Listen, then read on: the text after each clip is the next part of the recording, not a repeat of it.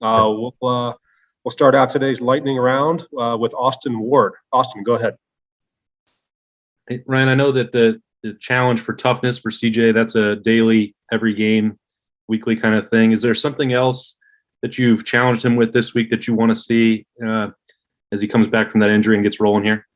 Nothing in particular other than just, making sure that, the preparation's strong. He's continuing to build toughness and making great decisions and not, riding a roller coaster, being steady, not too high, not too low, just keep building and growing and find a way to win the game.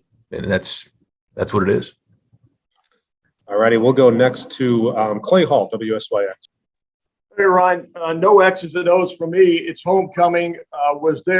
Was homecoming a big deal for Ryan and Nina back in New Hampshire? A big dance, a big date?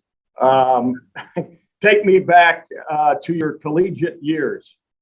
Yeah, homecoming was a significant day at the University of New Hampshire. We usually get a really good crowd there, and so that was, I do remember that. There was no dances though for us. Maybe in high school we had a couple dances, but not in college. But some good memories of homecoming during my playing days. Any chance you wore a leisure suit during those days? No leisure suits for me. We'll go next to Dan Hope, 11 Warriors.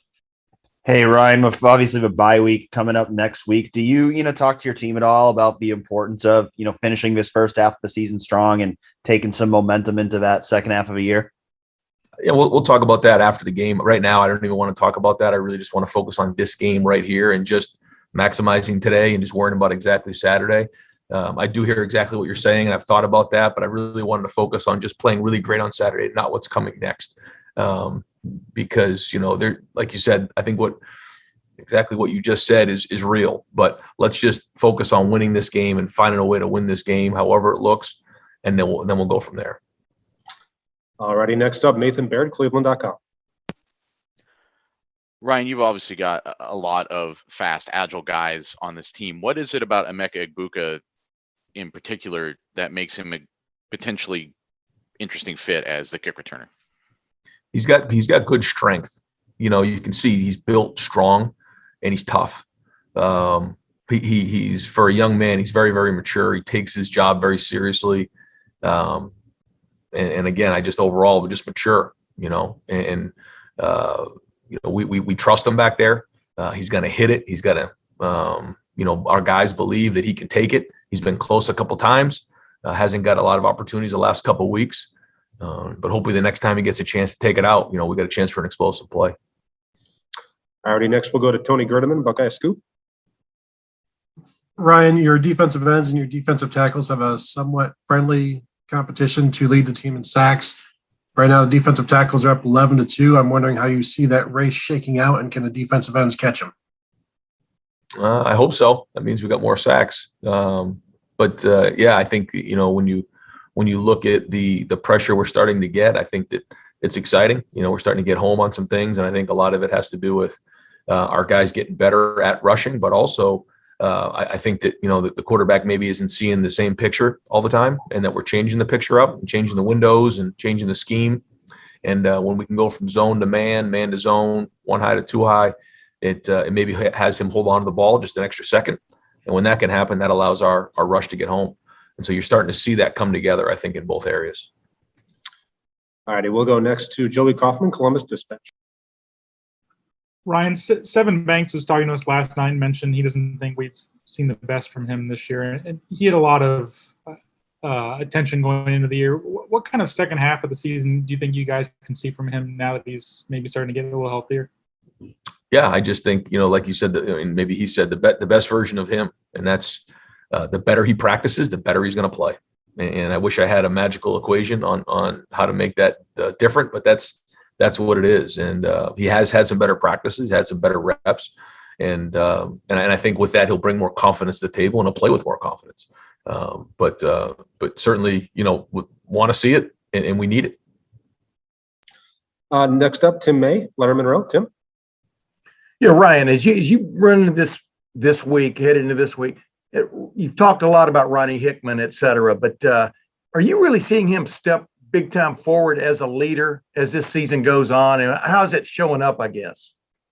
I think it's a little bit over time. I think that, he's starting to establish himself as a player, and he's starting to establish his voice and his leadership. I don't think it's all happening overnight, but I do think it's somebody now that when he speaks, people listen. Thank you. Yep. All righty, next up, Bill Rabinowitz, Columbus Dispatch. Ryan, the defensive changes on the coaching staff, the responsibility changes seem to be working pretty well. The defense is obviously playing better. What is it about Matt Barnes that made you make that decision, and what stands out about him as a coach?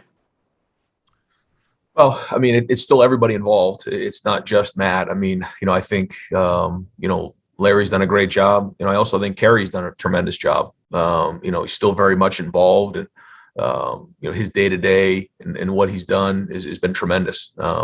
I think Matt, brings, a skill set to the table that, is, first off, he's a really good teacher. He understands schematic football, connects with his players, and he's well organized. So that allows him to, bring some of those skill sets to the forefront, and it seems to be building some confidence in what we've got going on defense. But again, it's still a team effort over there. It's not just one guy, and but I do think the guys are buying into kind of where we're going with the defense.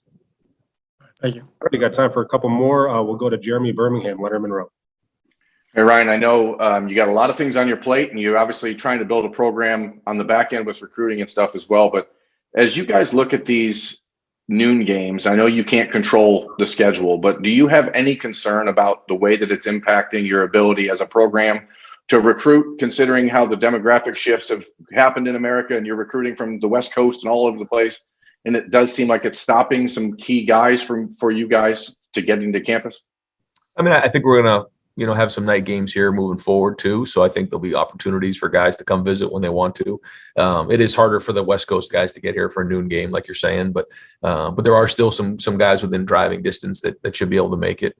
And that's a part of the equation that obviously we'd love to get guys here for games. So the more guys we can get on campus for the game day atmosphere, we think it's the best game day atmosphere there is in the country. And, we want to get guys here, and hopefully there's going to be more opportunities as we head into the middle of October and November. But the noon kickoff, it is always also exciting, and it's fun.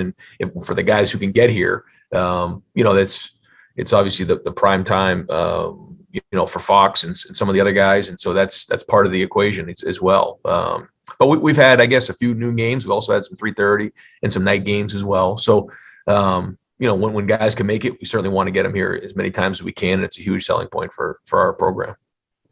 All right, you got time for a quick one from Austin. Go ahead. Ryan, you mentioned on the radio show that Jansen was going to have a long-term issue. I think that was on special teams. What kind of loss is that, given what maybe he was doing this year? Yeah, that hurts. Just the way that all went down. I thought that he had done a good job the week before. He had a good week of practice. He was starting to come on as a young guy. I think he's got a very bright future ahead of him. Disappointed for him that he's going to have to go through this, but he'll come out of the back end of this, and he'll get stronger for it. He probably doesn't see that right now, and it's hard. But unfortunately, that's this game and this is life, and so he's going to have a lot of great days as a Buckeye. But this week has not been a great week for him. He's going to have to recover and really grind every day to get stronger, and then we'll get him back on the field. But yeah, certainly a loss, and feel for him.